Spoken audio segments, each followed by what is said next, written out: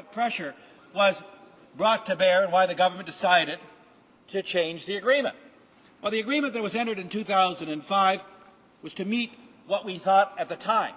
The new agreement that came in, and clearly there was allegations out there, and these allegations made by Mr. Colvin and others. Now, Mr. Colvin is a respected public servant. The generals before us are all well respected. No one has any question about that. The question is, what did the government know? What information did they have, and what did they do with that information when they got it? Well, very clearly, the government seems to be, if they have nothing to hide, then why does the government not allow a full public inquiry? That would also be very helpful both to those who have come forward on both sides of this issue, but also because we as a committee, and I think this is very important, we as a committee are constrained in our ability to be able to seek the answers because A, we don't have the documentation, and because we have 7 minutes in which to ask questions.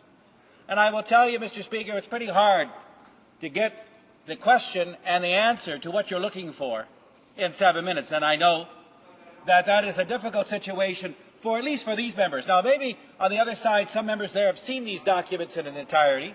They claim they haven't. But I find it very interesting, that at this point, we say a public inquiry because we are not able to function. In fact, it seems like a Hollywood backdrop, Mr. Speaker. You have people come in. There's certain people are briefed on this information who come before the committee. The members try their best, but at the end of the day, we don't have the information we need. So this is also a moral issue, Mr. Speaker. We have a moral obligation to Canadians to make sure that we are extremely above board.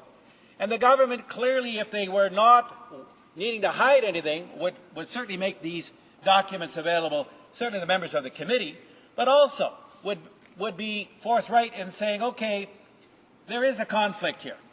We have a situation where the former defense minister indicated he knew nothing that happened, and yet 19 memos were sent to the government indicating that there were concerns of torture. And then we have the current minister who's changed his mind from time to time depending on the situation. My mother used to say, never be and I can't use the word, Mr. Speaker, but don't be a prevaricator of the truth. Because if you're a prevaricator of the truth, you're going to have to remember what you said or not said at some point. And so it's better to simply say what you know, tell the truth right up front. Well, unfortunately, Mr. Speaker, we don't seem to be able to get the answers we need. Is the government covering up? Well, one would assume that if you're not prepared to release the documentation, if you're not prepared to be forthright, that's the only conclusion one can come to. Again, Mr. Speaker, we look at our international responsibilities. And again, our soldiers are performing extremely well in the field. And we know that our soldiers are taught very strongly and of course are schooled about what to do when they have a prisoner. And so there are concerns about when these people are turned over to Afghan jails. No one is suggesting that Afghan jails are top-notch. In fact, they're a disaster. We know they're a disaster. And that is why on several occasions, at least 3 occasions, the transfers were stopped. If they were not stopped, Mr. Speaker, then everything would have been fine. But clearly they were stopped because there were these allegations out there. And I find it hard to believe, as a member of Parliament, that the government didn't know, because otherwise you don't stop something if everything is fine. But, we hear, again, Mr. Speaker, on this side of the House, we listen when government members stand up. On that side of the House, we hear these catcalls. Now, I have to say, if you really want to have a thorough and full debate, then, listen. Even if you don't like it, listen. Because at least at the committee, we try to, again, extend the same courtesy across the aisle. But the government is stonewalling. We saw what happened to the Military Police Complaints Commission. Another example of where they were thwarted from doing their job because of the situation. I should point out, by the way, Mr.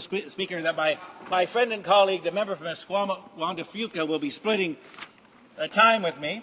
And I want to point out to you, Mr. Speaker, that the Special Standing Committee in Afghanistan is not able to do its job because it doesn't have the tools to do it. And unfortunately, although I think everyone on the committee is certainly of good intentions, you cannot do that. So the issue now comes down to we have certain people saying one thing, certain people saying another thing.